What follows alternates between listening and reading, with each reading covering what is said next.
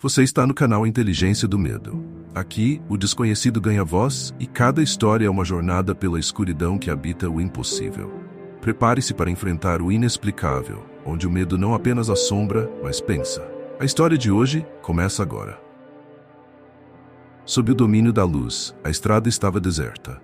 Júlio dirigia em ritmo tranquilo, as mãos firmes no volante, enquanto Isabel mexia no rádio, procurando uma música que combinasse com o momento.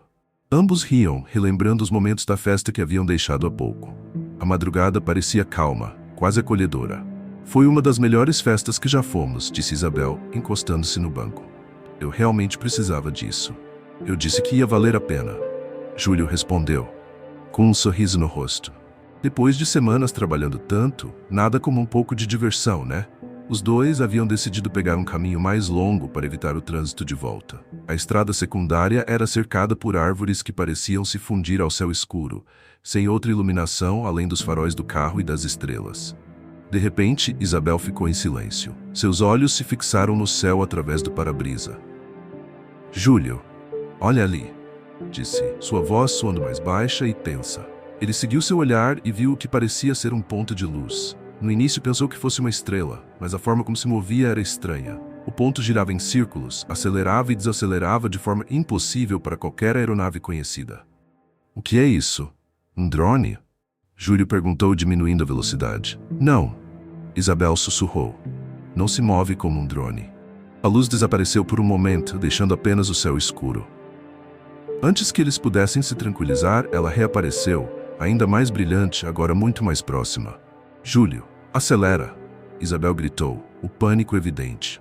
Mas antes que ele pudesse reagir, uma luz branca e intensa inundou o carro. Era tão brilhante que eles fecharam os olhos instintivamente, e um som agudo tomou conta de seus ouvidos, como um zumbido que parecia vir de dentro de suas cabeças. O tempo parou. Júlio acordou com um sobressalto. Sua cabeça doía, e ele sentia como se algo pesado estivesse pressionando seu peito. Quando olhou ao redor, percebeu que estava no carro, parado no acostamento. O motor estava desligado, mas os faróis ainda iluminavam a estrada à frente. Isabel? Ele chamou, virando-se para ela. Isabel estava ao seu lado, o olhar perdido, como se ainda estivesse em outro lugar. Que horas são? Ela perguntou, a voz fraca. Júlio olhou para o relógio no painel. Marcava 3h27 da manhã. Ele franziu o senho. Quando haviam entrado na estrada, era um pouco mais de 1 hora. Eu não sei. O que aconteceu? Isabel passou a mão pelo rosto, tentando se recompor. Ela olhou para fora, mas não havia nada além do asfalto e das árvores silenciosas. A luz. Ela começou, mas hesitou. Você viu? Júlio assentiu, mas não conseguia explicar o que tinham presenciado. Nenhum dos dois lembrava claramente do que havia acontecido depois do clarão. Sem outra opção, Júlio ligou o carro e retomou o caminho para casa. Nenhum dos dois falou durante o resto do trajeto. O silêncio entre eles era pesado, como se ambos soubessem que algo muito além de sua compreensão havia ocorrido. Naquela mesma noite, Isabel acordou de um sono inquieto. O quarto estava escuro, mas ela sentiu uma presença. Um som estranho, como unhas arranhando o vidro, vinha da janela. Com o coração acelerado, ela se levantou para olhar, mas não havia nada lá fora. Apenas a escuridão. No mesmo instante, Júlio acordava em sua própria casa. Sentia um peso opressivo no peito, como se algo estivesse sentado sobre ele. Abriu os olhos e viu silhuetas altas e magras ao pé de sua cama. Seus olhos brilhavam em um tom prateado, sem vida. Ele tentou gritar, mas sua voz não saiu. As figuras se aproximaram lentamente.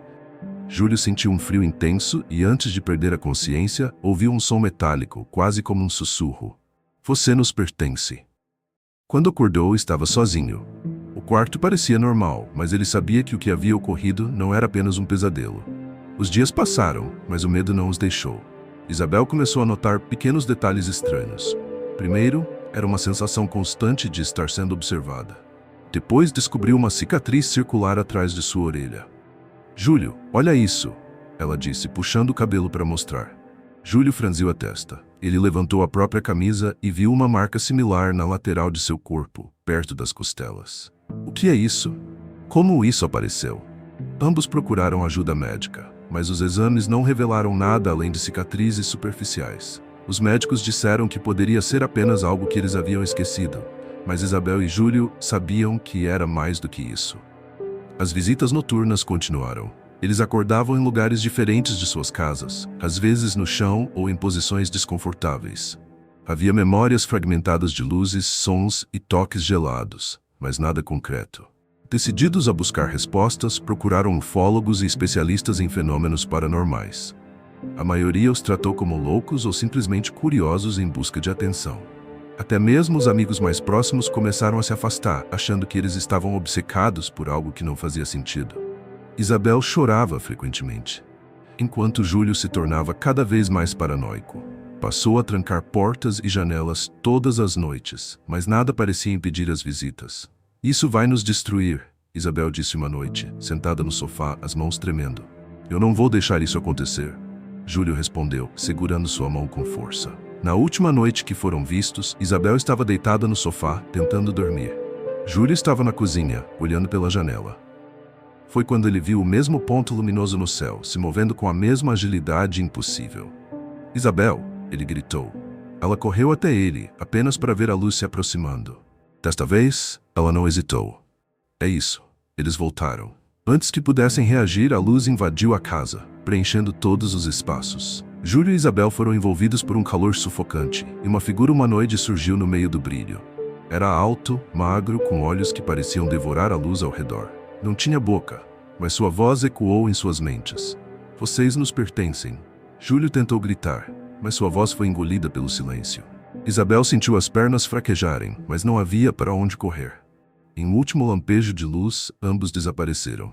O carro de Júlio foi encontrado abandonado na mesma estrada dias depois. Nenhum vestígio de Isabel ou dele foi achado. Suas casas permaneciam vazias, como se tivessem saído no meio da noite. Relatos de um ponto luminoso no céu continuaram a surgir na região, mas ninguém conseguiu explicar o que realmente aconteceu. E assim, Júlio e Isabel desapareceram, deixando apenas uma pergunta inquietante: para onde foram? Essa foi a história de hoje. Se você gostou, deixe seu like, inscreva-se no canal e ative as notificações para não perder os próximos mistérios. Aqui no Inteligência do Medo, você encontra histórias sombrias e arrepiantes todos os dias.